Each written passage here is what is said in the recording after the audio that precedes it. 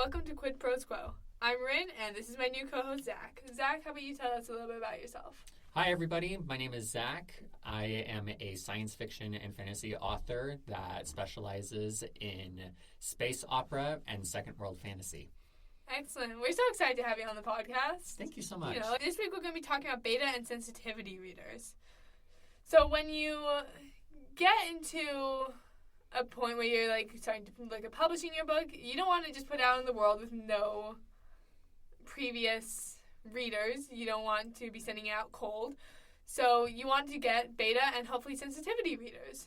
Yeah, a beta reader and sensitivity readers are really helpful for helping you to catch things that sometimes you can't see because you're just so close to the project that it's easy to overlook things, whether that be typos or if there's some character detail that you switched in the middle of the story that you just didn't realize that you switched. Those are some good things for beta readers to catch.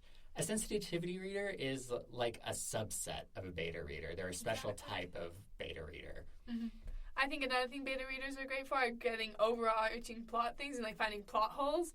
Because sometimes you might or not realize you dropped a plot line, and a beta reader or sensitivity reader can catch that for you, and then you can do a little bit more writing and just smooth everything out. For sure.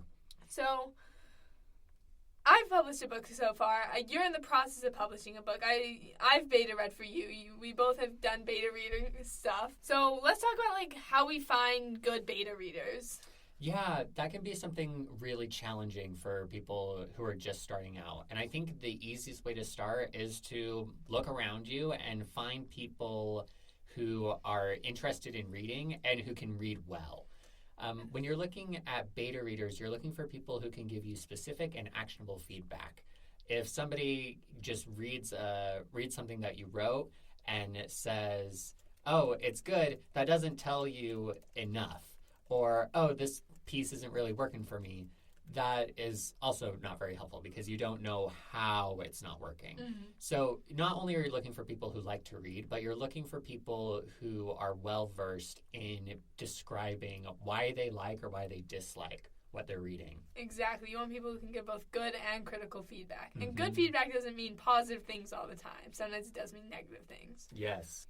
You talked about specific and actionable feedback. I think a good way to get that specific actionable feedback is to ask some specific questions. Yeah. And you have a Google form for your beta readers to fill out. When I was doing my beta reading for All Hail the Queen of Hearts, I had an email list and I would give them a list of questions. Mm-hmm. Some of my important things was I really wanted my book to be engaging. So I was like, do you find yourself skimming anywhere? What was your favorite part of the chapter? Favorite character, what did you like, what happened to them, and that gives a lot of good character feedback. Mm-hmm. So questions like that. What were some of the questions on your feedback form? A lot of the similar things that you were talking about, just phrased differently, where I would ask questions like, what was your favorite part of what you read, and what was your least favorite part of what you read, and why?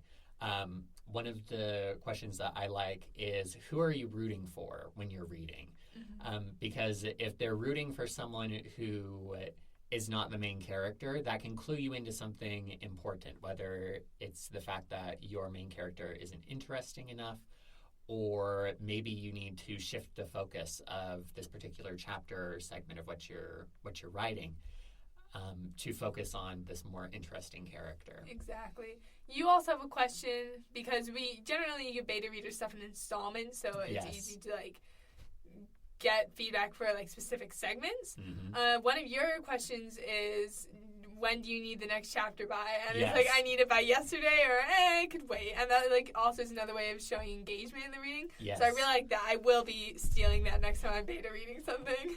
Well, I'm glad that it works for you. So let's talk about sensitivity readers. Like I mentioned a little bit earlier, a sensitivity reader is a special kind of beta reader.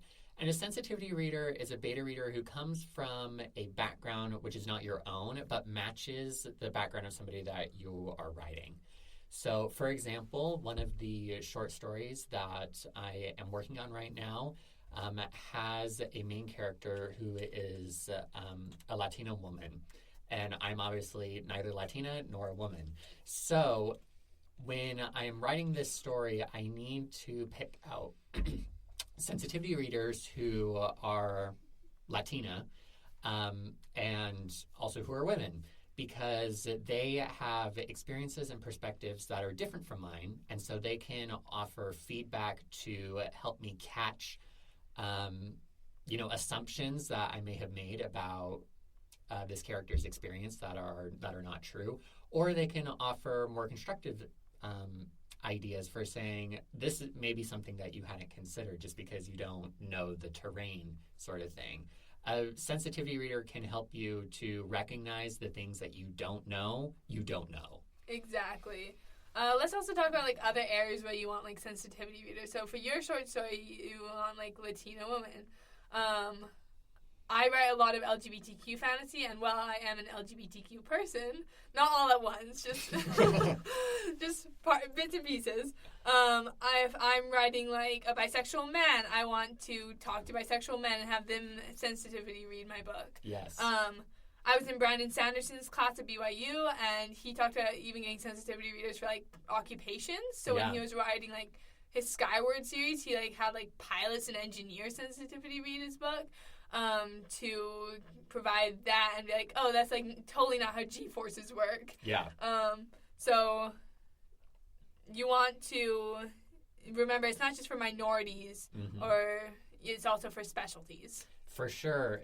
You mentioning the need for sensitivity readers inside of occupations reminds me of the opening scene of Don't Look Up. It's a phenomenal movie. I love that movie so much, but the opening scene, it grinds my gears so much because I'm an astronomer, and when it opens up on this scene, there are little details. They're actually pretty big details for anybody who has been an astronomer, where you're just looking at it like that is not how astronomy is. And that first scene is kind of rough because you're going through and you're like, oh, that's wrong, that's wrong, that's wrong, that's wrong, that would never happen. And if you can't get past that, then people aren't going to continue watching or reading or whatever, because there's just this sense of, oh, the writers didn't do their research sort of thing. Exactly. I have an instance like that. I was reading a book, and this girl was at a concert, and she was like dating the drummer or whatever, and then it said that the drummer did an archipelago on the drums. And I'm like, that's supposed to be an arpeggio. This person clearly knows nothing about music, like has never seen the Aristocats. And they just haven't done their research. They didn't like get someone to read it. Yeah. I think how do you get sensitivity readers is probably the next question people are asking us. Like, well, you talk so much about them and why they're important, but how do you get them? I think making friends is the best way to do it. Like, yeah, I've heard everyone saying every writer needs a doctor friend, so you can like, and be like, oh, can you get internal bleeding from like blunt force trauma to the abdomen? And I'm pretty sure the answer to that is yes, but I'm not a doctor. So you just gotta like make friends. Like, if I'm ever writing like, I have an engineer friend where I was working on a sci-fi, and I would ask him about like G-forces and stuff and like spaceship engineering. Yeah. You're an astronomer, I could come and ask you about that stuff. Yeah. Yeah, I lived in California for 2 years, and I worked a lot with people who were Latino, and also, weirdly enough, I worked with a lot of Polynesians and a smattering of Chinese people as well. So when you go out and you engage inside of your community, you can meet cool people who can offer insight into your stories. And so, you may be at a place like a school or your job where you are exposed to different people. But if you're trying to get beyond that group of people, you might consider going out and volunteering at, a kitchen or a pantry or at some other community organization, because those are places where you can create natural connections with people who are unlike you, and you need those perspectives to enrich your writing. Exactly. And I want to say, if it's something just like totally super niche and you can't find someone in your community, you can also like build a platform and like reach out. Like, when it's hard for like small indie authors who only have like 100 followers on Instagram, which is about where we're both at, to find it. But if you get onto the right places, like I'm sure Reddit would be a really good place for Yeah, us. for sure. If you get onto the right platforms and you reach out, you will find good Samaritans who are just willing to help you out. I mean, you might want to, like, give them a copy of your book when it's done. That's what I did for all my beta readers. I gave them all free copies of my book. But yeah. Is there any other things we want to say about beta and sensitivity readers? Just that the idea of beta and sensitivity readers can be a little bit intimidating, but it doesn't have to be. If you're doing a good enough job at prepping a beta and a sensitivity reader, and you're doing a good job of vetting the people who are your sensitivity readers, you don't need to feel embarrassed at mistakes that you may make, even if those mistakes could come across as offensive. That's why you have the sensitivity reader. Exactly. Is so that they can catch it beforehand and say, hey, some people may consider this offensive. Here are some things that you can do to fix it. Which I guess is an important quality to look for in a sensitivity reader, is someone who can recognize that there is a problem and offer feedback in order to fix the problem without making you feel like you're somehow harming them because of your inexperience. Absolutely.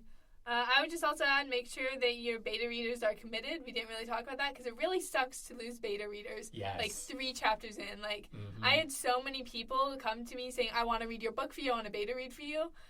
And I had probably about 20 people like that. So, like, first chapter, I had, like, 20 people. Maybe about 10 of them got back to me. And by the 3rd chapter, I only had about 5 beta readers. Yep. So, it's rough. So, just make sure they're committed and they can make it through the whole book with you, because it's hard when you get to the end and you've only had 5 beta readers. For sure. Do you have any suggestions or things that you did that helped to keep people engaged? I found the people I retained with the most of the people I was seeing in person. Yeah. Because then they're like reminded, oh, I haven't done my beta reading for you yet. So the people I was seeing and talking to in person, and if not person, over the phone, like my parents or some of my beta readers, and they were super helpful. Yeah. Like, I had probably the most in-depth discussions with my dad, who usually doesn't even read fantasy, but he was like, this is the first fantasy book he's enjoyed since, like, Lord of the Rings. Nice. Which I was like, that's such high praise. Thank you, Dad. But yeah, keep them engaged both with you and therefore with your writing, and that will help retain your beta readers. For sure. Awesome. Well, this has been Quid Pros Quo, and we will see you next week to talk about naming conventions. Thank you so much.